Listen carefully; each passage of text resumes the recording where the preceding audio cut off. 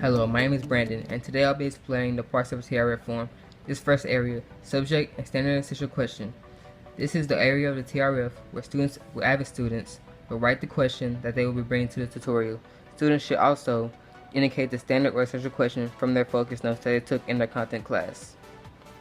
Grading the TRF involves grading the pre-work, making sure students complete the TRF at home, making sure students brought resources from their content classes, making sure students ask questions during the tutorial, taking 3-column notes during the tutorial, and completing their reflection at the end of the tutorial to document their learning. This next area is the initial question. In this section of the TRF, students can copy the question from their notes, quiz, test, or homework that they are struggling with. Students must also indicate where the question came from in this area. In addition, students should work on their homework first, and when they are stuck or struggling with a question, they should take out the TRF and copy down the question that they need assistance in. This is so that they truly are inputting a question that they need help in. This is the next area, the key academic area. Students need to review the question and select 2 vocabulary words that apply. The academic vocabulary does not necessarily have to be 5 words within the question. It can be vocabulary words that are implied in the question as well. In this area, students should also define the vocabulary words in their own words or paraphrase from the textbook.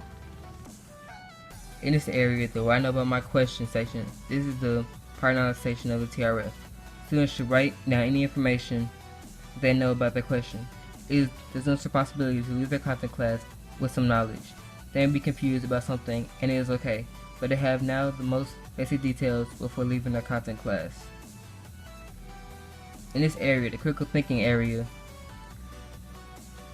about initial question section is for students to show their work and actually start answering their questions as far as they can get.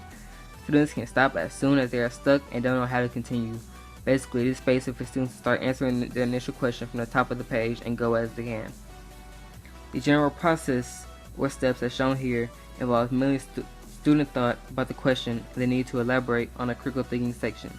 For example, in language arts or social studies, students will be writing about their thinking process.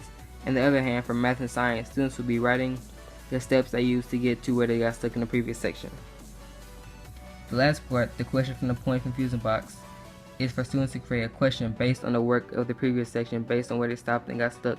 The point of confusion should be written in question form and include academic vocabulary. This is the question that is written on the whiteboard at the start of the tutorial. During class, you should take 3-column notes. These can be questions, notes, or the steps and process of things you saw during the tutorial process. You should keep these notes in your binder to study. In the reflection section, you will answer questions about the tutorial.